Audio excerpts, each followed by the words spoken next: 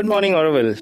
This is Abhijit with you again, and this time exploring the idea of education in arts, animation, and filmmaking.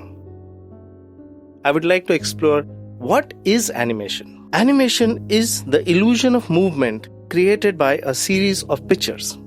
Animation is a method of photographing successive drawings, models, or even puppets to create an illusion of movement in a sequence. Because our eyes can only retain an image for approx 1/12 of a second, when multiple images appear in fast succession, the brain blends them into a single moving image. This means the number of consecutive images that are displayed each second. So for each second of animation, 12 frames have to be created. 12 frames per second allows for motion, but may look a little bit choppy.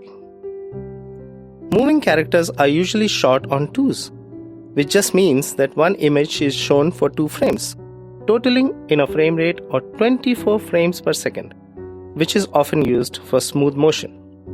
In traditional animation, pictures are drawn on painted or transparent celluloid sheets to be photographed. Early cartoons are examples of this. But today, most animated movies are made with computer-generated imagery or simply called CGI. The history of animation encompasses several stories. Like all histories, it began with individuals. In this case, very creative, very innovative people whose talent and vision allowed them to go beyond the art form. Because animation combines artistry and technology, its history also involves the development of techniques and procedures which varied from simple paper cutouts to elaborate computer setups. Many of these innovations were created against the backdrop of complex studio systems in Hollywood. And finally, the characters themselves, who were created by mere mortals but often took on immortal and fantastical lives of their own. And their biographies are another integral part of animation history. The earliest attempts at animation can be found in cave drawings of animals drawn with legs in several positions to imitate motion. The effort to analyze motion and film culminated in an experiment by photographer Edward Muybridge to settle a bet with Leland Stanford, then governor of California, as to whether all 4 feet of a racehorse were off the ground at the same time. Muybridge set up a 12-camera setup with tripwires. As horses passes each one, a photograph was snapped. By looking at all 12 pictures, Stanford was able to see that at one point none of the horses' hooves were touching the ground. Muybridge found a way to project these animated images and showed them to none other than Thomas Edison, who was inspired to invent the kinetoscope. By looking through this machine, viewers could see a flickering, minute-long motion picture. The movie industry had been born.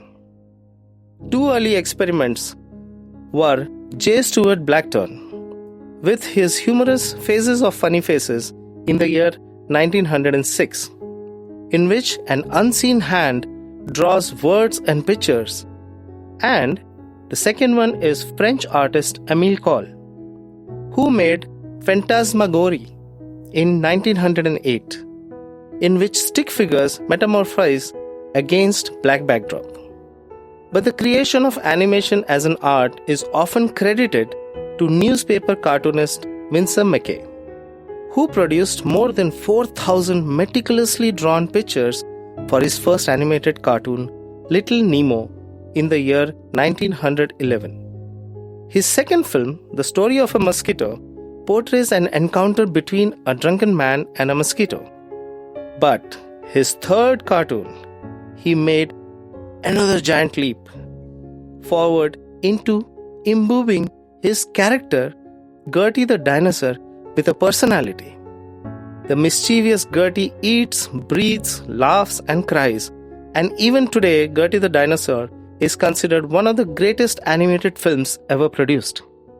How a cartoon is actually made. Many people are amazed when they learn how much skill, effort, and labor are involved in making a cartoon. Thousands of drawings and cells and dozens of finished background paintings, plus a script, musical score, special effects, and voices are required for each minute of animation.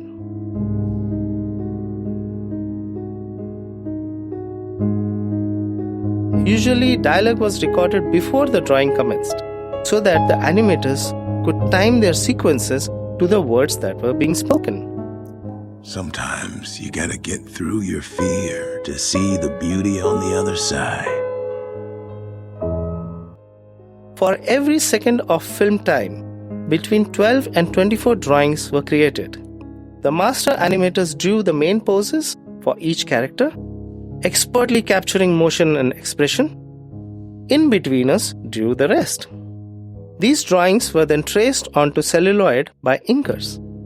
The back of the cells were painted to exact specifications. For the average short film, about 4,000 animation drawings and cells were required. Two important stages in the creation of animation. Animation drawing. From Northwest Hounded Police, thousands of animation drawings were produced, each slightly advancing the motion. Now, with all these work that has to be done, animation drawings were also then traced onto celluloid. Backgrounds were painted separately, and cameramen would combine the cell with the proper background and shoot them in sequence. This is all the procedure that is required for shooting, a very, very laborious procedure, I might add, for shooting an animation film. Pioneer cartoonist producer J.R. Brav first patented the use of celluloid sheets in 1914 to paint the static backgrounds. The moving characters, still drawn and animated on paper, were shot through the clear portion of the cell overlay. Artist Earl Hurd patented the use of cells later in the same year, transferring the animated characters from paper to cells and photographing them over the static background. Max Fleischer invented the rotoscope in 1918 as another method of speeding up cartoon production. This device enables an animator to trace live-action photography one frame at a time for animation purposes. Actors were filmed simulating the desired action, so that the animators could see and capture that movement of actual bodies. Color and sound, 3D and CinemaScope, all came to animation the same time that Hollywood adopted them for advancements in live-action subjects.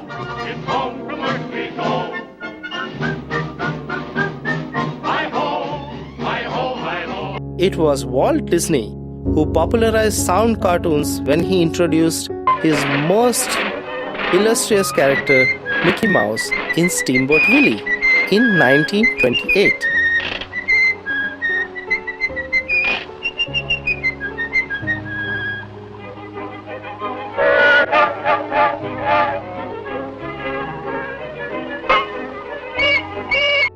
And put full spectrum 3-strip Technicolor on the map with flowers and trees in 1932. The next major technological advance was the development of xerography in the late 1950s. Xerox duplication of pencil art into cells. In recent years, colored inks have softened the harsh look of xerographed animation cells. Today, computer-generated ink and paint has completely eliminated the use of cells in many films and television shows. With the advent of digital age, all these techniques, all these technologies have now become obsolete. Hand-drawn animation are now directly being created on a computer. But just as in the day of Winsor McCay and J.R. Brav, it still takes a human artist to draw each character movement by hand. The technical innovations of the past century have helped filmmakers improve their craft and significantly contributed to the continuing popularity of the art form. Thank you.